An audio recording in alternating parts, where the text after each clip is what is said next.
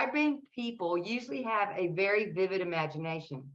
How can they use this tool to heal from past trauma and or reduce fear? Well, the imagination can be a very powerful tool. And yes, right-brain people do a lot of things in their heads. They may have friends, non-physical friends. They may have beings that they chat with and get information from. They may have all sorts of those things going on in their minds. And if they have a good imagination, they should use it to solve problems. Let's say you're having a problem in a relationship. Some guy always wants to be right? And you're not going to agree with him even if he is right, because it's just, you can't give in to that arrogance. So you think about that and you go into your imagination and have that interaction with him and see how it plays out. Oh, okay. Good. Go into your imagination and okay, here he is. And he's saying, well, we need to go this way. And you're thinking, no, that's not the best way. I know a better way. And he gets upset about it. And then you get in a big argument about it. Everybody's mad. And you realize that's the wrong way. That's a bad path. Let me go back and do that again. All right. Now you start over. Now here he is. And he says, oh, I know the way. And you say, okay. No big argument, no big fight. Everybody wins. Even if it takes you half an hour longer to get there. Doesn't matter. You just say, okay. So you learn something. You see, so you can go through your problems and issues, work through them, look at what's likely to happen, what you're likely to say, how you feel, and not how you would act, but how you really feel. Be authentic and see how it plays, and then say, well, how could we redo that better? Let's think of a way. What could I do better to make that? And the answer to that, what could I do to fix that, is not, I need to fix him. I need to straighten him out. And I need to just talk to him about his arrogance, because it's really getting on my nerves. That's not the right solution. Now you could mention it, but if you do mention it, sometimes you're very strong in your opinions. And that bothers me. You could say that, but not in a negative way, not in a, here's something that's wrong with you, but in a positive way. You could say things like that. And if he doesn't take it positively, then leave it alone and go, okay. If he does take it positively, then okay, maybe he'll think about that a little bit. So you can say things to people. It's not that you can't, ever present people with something that they don't want to hear. You can, but you have to do it in a positive way. And you have to and you have to do it with the idea that you're okay with it, however it comes out. If he disagrees and says, oh no, I'm never like that, instead of saying, you are too, and it's really a pain in the neck, now you've just thrown, gasoline on that fire. Right. So you need to not do that. So you can get into your imagination and do all kinds of things. Should I take this job or that job? Go into your imagination and see, okay, I'll go to that job. That job is doing some other kind of thing, and there's the boss, and I'm going to go in there, and I'm going to interact with those people, and what's that going to be like? And where would I be 5 years from now, or 10 years from now? Where does that job go? What am I going to learn? How am I going to grow into that job? And just in your imagination, try to walk through all the possibilities that you see. And then you'll find out that those possibilities turn on certain facts, like how nice is the boss? How effective and how pleasant is the boss going to be? Or is he going to be a dictator? That maybe is a key thing. Yes. Otherwise, things, but you go into your imagination, you'll find the thing. What about the other people? How are the other people there? Well, then when you finally go into the interview, you've been through that 5 or 6 times in your imagination. You know now exactly what you're looking for. You don't just walk in and whatever happens, happens, and you don't really think about it and don't learn much. You come in with the idea, I really want to see this boss and how he interacts with the other people, and how he interacts with me. And I want to look at the other people and see how many of those other people have smiles on their faces, and how many of them look like their mother just died, you know. You know, Right. how, you know, What's the vibe in the what's place? the vibe in the office? Vibe here. So you pick, so you pick that up, and is it a lot of happy people doing work, or is it everybody's unhappy, just turning a crank? So it focuses you into what it is you want to find and what's important. What are the key things that you need to look for? And you can get that just by going through it in your imagination first. Otherwise, you'll walk into the interview, you'll talk, and you'll go out, and you won't pick up anything because you won't really be focused on what it is you need to know. You'll just kind of do whatever comes to you, and then, you'll leave. Yeah. So the imagination is good for almost everything, for life, for almost everything you're going to do and how you're going to do it and how it might work out. And if you're going to do something and you're a little concerned that it might fail, okay, you're going to do something new in the office. You're going to present a new idea, or maybe you're going to cook a new meal, that's pretty difficult, lots of sauces and things, and you're not sure how it's going to turn out. Well, go through in your imagination, and in your imagination, let it turn out all the possibilities. Let it turn out good, great. Let it turn out not so good. Let it turn out awful. And just run through all of those things and see what the problems are and how you feel about it, and get yourself kind of acclimated to those possibilities. And then you go do it because you've already run through the possibilities. And then no matter what happens, let's say it turns out bad or even awful. Well, you've already been there and you've experienced that process, and you didn't cry and run off to your bedroom to sob. You said, oh, well, I tried, but it didn't work out too much. It didn't work out the way I wanted it to. And maybe it's because I didn't have really 3 of the ingredients. I substituted something else, and maybe that was the problem. But anyhow, you've been there, then it doesn't shock you. Otherwise, particularly if you're right brain and you go do it and it turns out badly, it's crushing. It's, oh no. Yeah. I messed this up, and now it's a big, big deal, you see, and you have to deal with it. It all slams on you all at once, and everybody's looking at you, but could you have done this, and you just feel awful. Yes. Well, if you've been there in your mind, you're prepared for that. Oh, that's so good. Because you've already gone through that in your imagination. So you're prepared for it. And as it turns out badly, you go, okay, yeah, because it's not a big crusher anymore. Right. You've been there and done that and dealt with it, you see. And if in your imagination you do cry and run off to your room to sob, then you can say, well, that probably wasn't a good thing, and you can imagine, what are all the other people saying while you're in the bedroom crying, Go back in your imagination. What are they saying? And how do they feel? Well, they feel terrible because they hurt your feelings so much that you had to run into your bedroom and cry.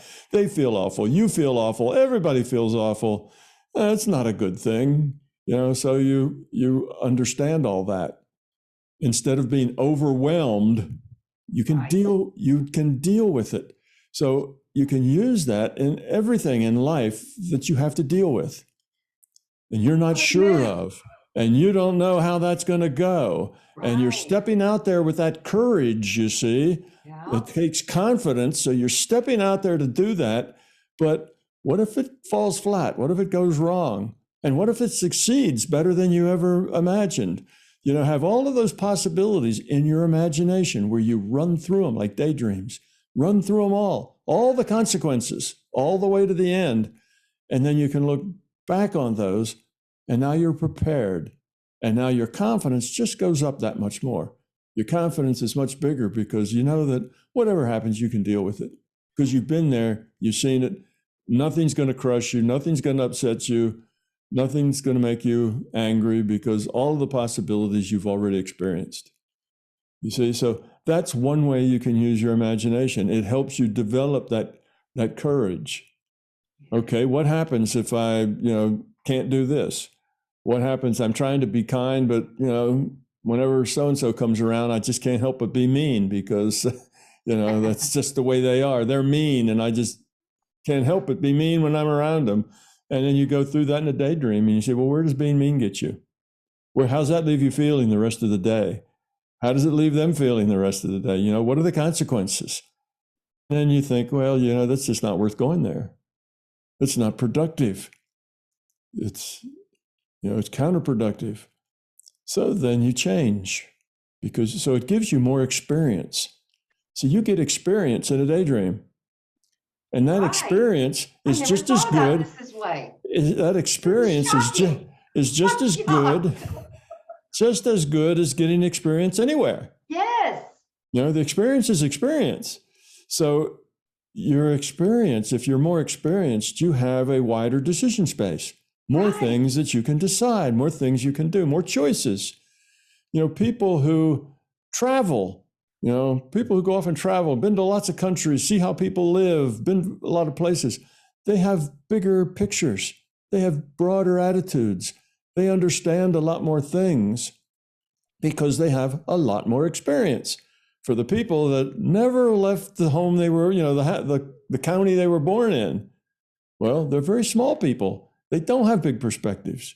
Right. They have a very narrow viewpoint. Well, that's because one has more experience than the other. Experience is what we make our judgments by. It's how we interact, who we are is because of our experience. Well, you can use those daydreams to create experiences. I thought you had to wait for it to happen to experience.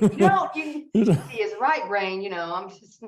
Yeah, you can do it in your mind. So that gives you experience. So anytime you feel like you're coming up to something that's a big deal and you're not quite sure, or you're trying something new, well, go into your imagination, run through all the possibilities from the worst to the best, everything that possibly could happen, and experience it. Experience how you feel about it. Experience is equal everywhere. If you go out of body and you have experiences, if you're in a night dream and you have experiences, all those experiences are just as valuable, just as fundamental as any experience. It's not like the experiences in this reality are real and they're meaningful and the rest of it's all just junk. The rest of it is just the same as it is here. It's experience. So that's how you use your imagination. It's a very powerful thing. It's like you're creating your own little virtual reality games. What would happen if? What would happen if? And you go in and you go through every if you could think of, all the possibilities. Now, sometimes something will happen that's outside of the possibilities you thought of, but it'll still help you because you've thought of a lot of things maybe that were similar, but you didn't quite expect that. Well, the next time you will expect that. And when you do your daydreams, you'll be better at it and you'll have a wider range. But that's a way to gain experience and therefore be more sophisticated in your responses as opposed to not having experiences and being very, parochial in your responses. And then whatever emotion hits you, that's how you act, right? It's the emotion that jumps on you is the way you deal with it. And that's usually not productive. And those emotions will be completely different if you've had those sets of experiences. Right. I know exactly what you're talking about. I know because I've already been doing it with the dreams, but I didn't think about doing it with just day-to-day stuff. Yeah. Who knew? And I knew dreams were helpful. I've learned a lot. It seems like there's lessons there too. But I didn't think about creating my own scenarios. Yeah. And then coming at it from every angle, you have more data. Exactly. You have a lot more data, and your feelings now are a lot more. Whoa, explosive. Yeah, they're not explosive, right? Your feelings now are something that are within context of lots of other experience. See, that's what makes the well-traveled person more sophisticated, because they have a wide set of experiences. So that when they interact with something, they have a much more, effective response to it. They understand bigger pictures. Well, you'll understand a bigger picture if you've run through all the possibilities. Yes. Yeah, that's. But you have to be careful. if you run through the positive, the best thing that could possibly happen, don't be disappointed if that doesn't happen. Again, we're not creating expectations in this daydream. Right. Oh, yeah. Don't create expectations. Just these are possibilities. Possibilities. Yeah, they're possibilities. And if you want to, you can rank them. I give this a possibility of 0.5. Likely to happen, it's not happen. I give this a 0.9. I give this a 0.1. But that's still, it might happen. You don't know. So you go through them all. And now you will approach it with a bigger decision space. You won't be surprised. You won't react. You won't react. You won't start bawling and run into your bedroom. You see, that won't happen. Right. You'll deal with it in a way that is much better. So particularly for right brain people, that's a really good thing to do because they tend to deal with things more emotionally than left brain people. Left brain people tend to hide their emotions, suppress their emotions. They try to act like they don't have emotions because they're rational and everything they do is logical, you see. So they can't have any emotions because that's not rational. So they tend to suppress that. Of course they have emotions, and of course they're not all that rational because they've got fear and beliefs and other junk in there that's irrational. That's part of their decision making. They're just not aware of it, and they push all that down so they can't be aware of it.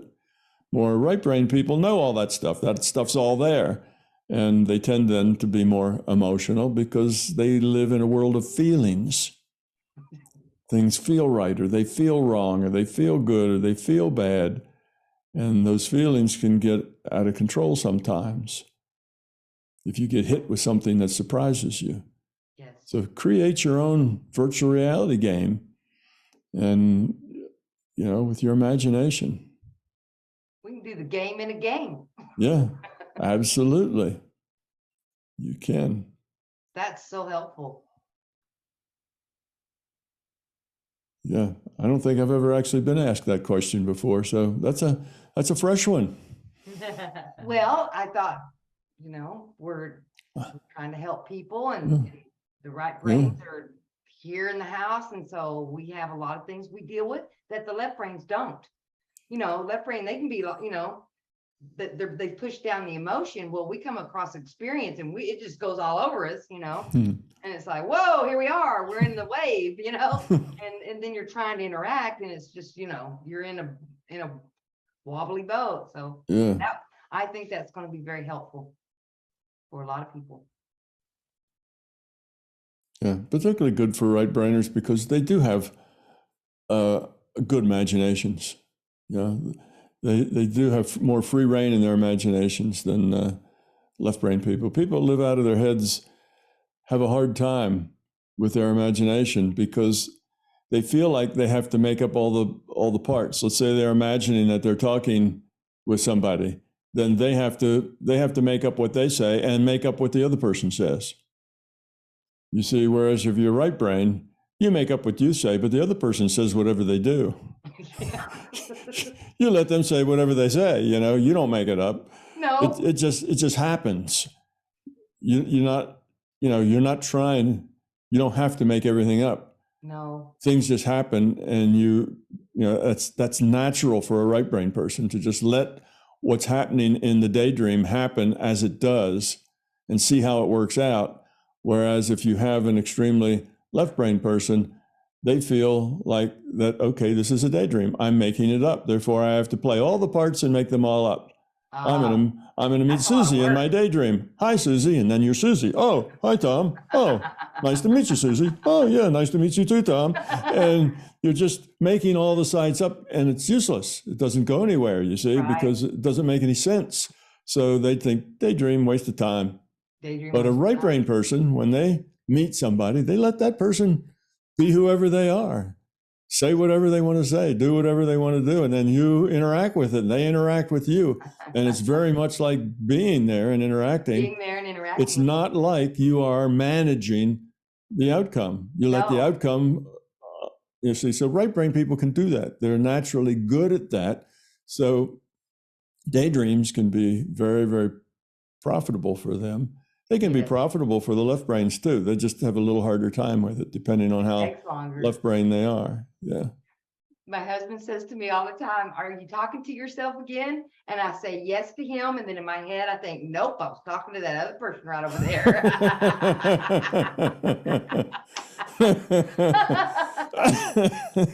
Nope, we're not talking to myself at all. You should have seen it. They were telling me all this stuff. Oh, goodness. Yeah. We can't talk about that, though. But we can here, because this is for right brains. They all know. They get it. Now, what you just said sounded to me like that's for rat brains. Well, this show is from Texas. You're in Texas, and that's the way we talk. You're right, and you're wrong. And you're wrong, or you're right, either way. So, yes, right brains become... And fixing to. All right, so that was just Texans have rat brains. Yes.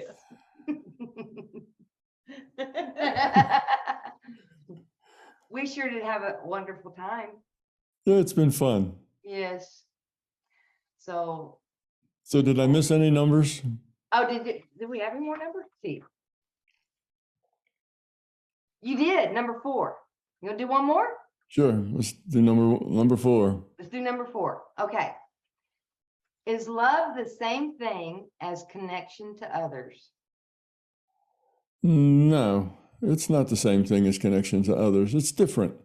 Now, they can be connected because when you love somebody, you do connect to them and you care about them and you get mind-to-mind transmissions from them. You kind of understand their feelings and their thoughts and things like that. So you do connect when you are, when you love someone, but they're really two different things. You can connect to people without, loving them or not loving them. They're just people. They may be people you don't even know, maybe people you've never met, but you can connect with them and you can understand them. You can feel their feelings. You can, you can make a connection. I remember one time, this is a long, long time ago, when I was first doing this, I was just 20 something at the time. And I remember just practicing, you know how it is when you get going on something, so you practice it wherever you go and however. And I was walking through the store and it had a lunch counter in it. And I walked by this guy and I wondered what it was that he was eating. He was having lunch. And suddenly I got this taste of dill pickle and hamburger and cheese. And I looked at his plate and that's what he was eating. All right. I was tasting his food. So that's a connection that you can make to a person, basically to experience what they're experiencing. So that's a connection, but it doesn't have anything to do with love. It just was me playing with ideas and concepts and learning and that kind of stuff. So connection's different. If you are intuitive, you find it easy to connect with people. If you're right-brained, you can connect with people very easily.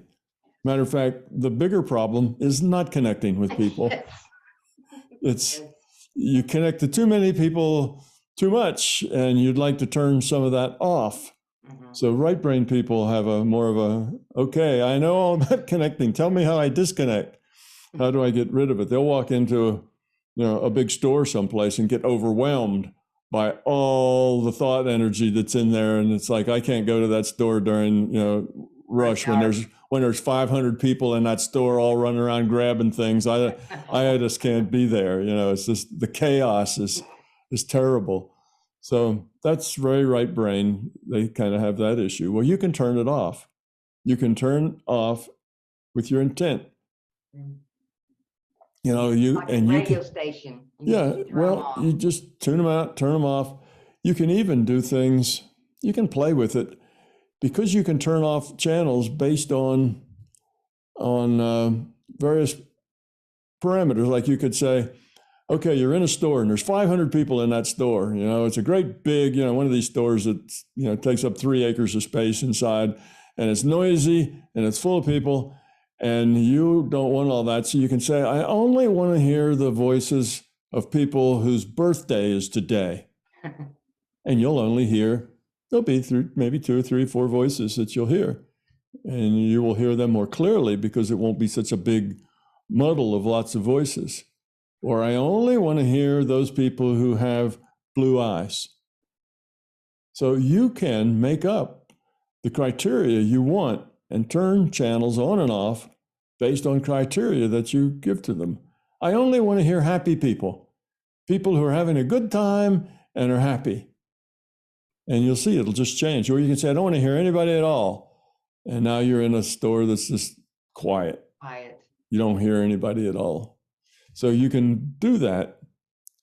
You probably can't do it first time you try, but when I say you do that, you can do that. It's something that you can develop your intuition to where you just block certain things out. You just don't want to hear it.